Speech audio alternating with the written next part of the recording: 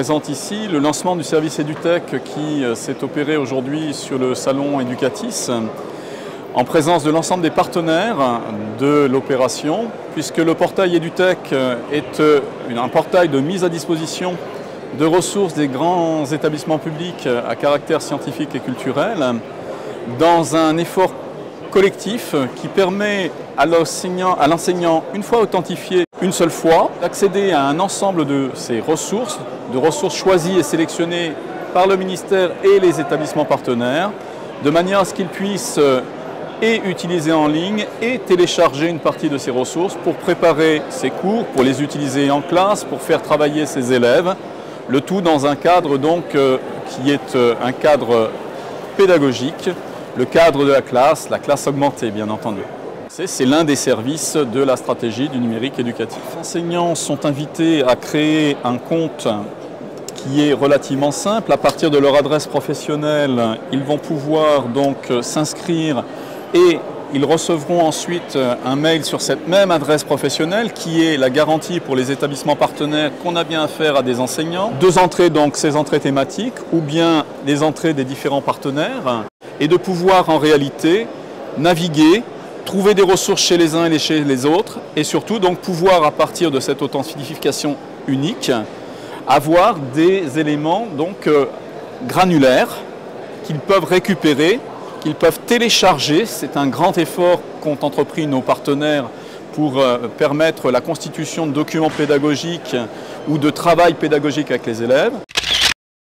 Je prends un exemple, je vais accéder à l'offre de la BNF, je vais aller sur les images et toutes les images qui ont un petit plus sont celles où je sais immédiatement que je vais pouvoir travailler avec une image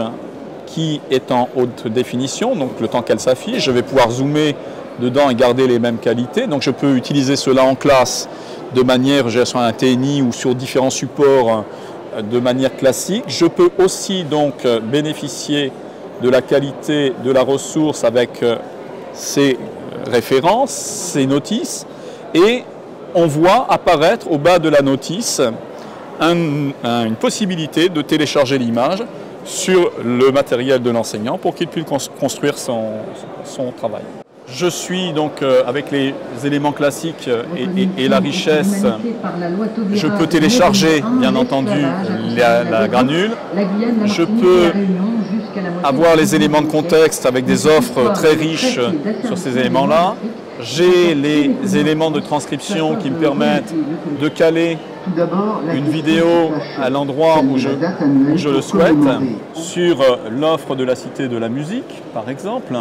Au niveau des instruments, des choses assez sympathiques, quel que soit le niveau, je suis professeur des écoles, professeur de musique, j'accède à un certain nombre d'instruments. J'ai toujours sur le même principe un bouton télécharger qui va me permettre de récupérer ce que je vais avoir à l'écran. Et également, je vais le déclencher, un court extrait musical et un fichier son assez sympathique. Lorsque je vais télécharger le fichier, l'ensemble des composants fichier son, fichier image, fichier vidéo seront décomposés et l'enseignant pourra récupérer ce qu'il veut et l'utiliser. On voit bien les 2 points, je vais changer d'échelle, je garde toujours la trace de ce que j'ai et c'est un des avantages d'EduGeo qui, de surcroît, est transposé sur tablette pour une partie des fonctionnalités dans quelques semaines et sera mis à disposition aussi des parents pour qu'ils aient les mêmes instruments qui sont utilisés en classe et à l'école. Alors ici on n'est pas via l'ENT, bien entendu le but du jeu pour nous, pour EduTech, c'est à terme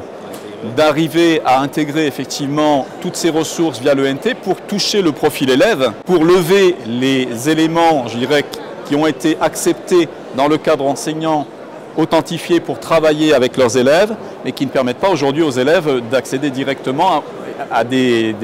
téléchargement ou tout simplement à l'offre qui est réservée. Ils sont sur l'offre grand public quand on est sur des offres voisines.